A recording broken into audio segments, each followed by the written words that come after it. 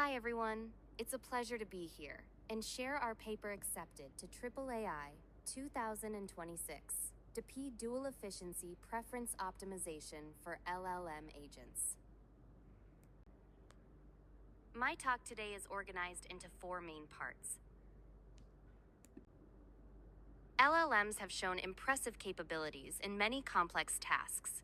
To bring these abilities closer to real-world applications, recent studies have started investigating the LLM agents, aiming to build autonomous systems capable of task planning, tool use, and multi-turn interaction with dynamic environments. For example, Manus, GitHub Copilot coding agent. As advanced models pursue greater reasoning accuracy, their code often becomes longer, which leads to increased response latency and diminished execution efficiency. Efficiency is crucial for transitioning LLM agents from prototypes to practical applications, as slow response times are a major barrier to real-world adoption.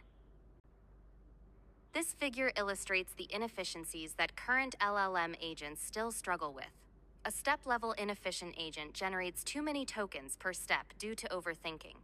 A trajectory-level inefficient agent is concise at each step, but requires numerous steps to complete the task because of inaccurate reasoning. Therefore, we first define LLM agent efficiency along two key dimensions, which we term dual efficiency. Step-level efficiency aims to minimize the number of tokens generated in each interaction step, promoting concise responses.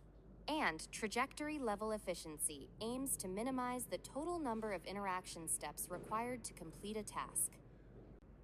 Next, let's move on to the details of our method. We'll start with data generation. We first use MCTS to generate React-style trajectories. As a quick recap, standard MCTS involves four main stages: selection, expansion, rollout, and backpropagation. After generating these trajectories, we design a protocol to determine whether a trajectory is desirable or undesirable. A trajectory is labeled as desirable if its reward is greater than or equal to the upper threshold K0, indicating strong task performance. Conversely, trajectories with rewards below the lower threshold K2 are discarded due to poor quality and limited training value. To facilitate effective preference learning, we retain only undesirable samples whose rewards fall between K2 and K1. Next, we begin with standard behavioral cloning for model fine-tuning. Specifically, we train the LLM agent to learn a base policy by minimizing the standard SFT loss. Behavior cloning allows the agent to mimic expert behavior by directly imitating the demonstrated thoughts and actions. However, it does not incorporate any negative signals, making the resulting policy brittle when facing distribution shifts.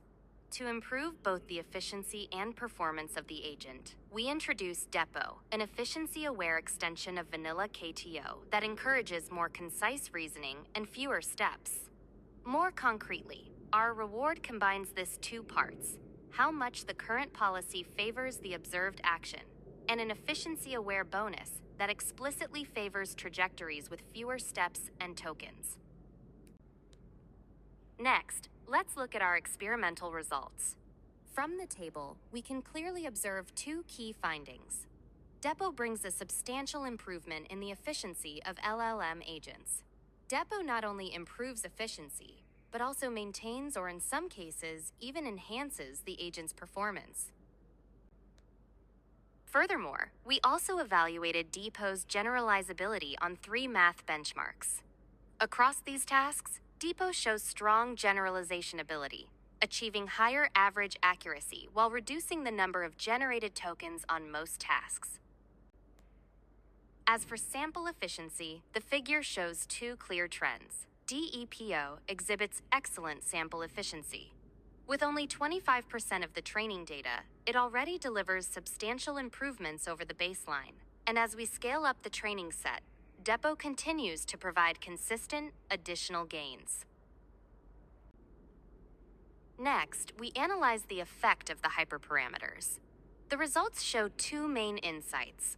Jointly, considering both Alpha 1 and Alpha 2 achieves the best overall trade-off between performance and efficiency.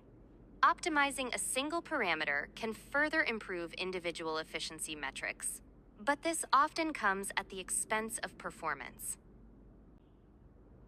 Lastly, we experimented with applying an additional penalty to the undesirable trajectories. And we found that penalizing these trajectories with the same intensity does not lead to overall improvements. Finally, let me wrap up this work with a brief summary. Overall, we highlight three main contributions. First, we formally define dual efficiency for LLM agents in terms of both step-level and trajectory-level efficiency, providing a foundation for developing effective algorithms and evaluating their performance.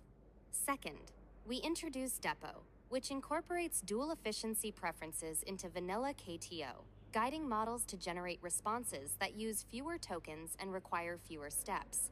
Third, we conduct comprehensive experiments to validate the effectiveness of DEPO and demonstrate its strong generalizability and sample efficiency.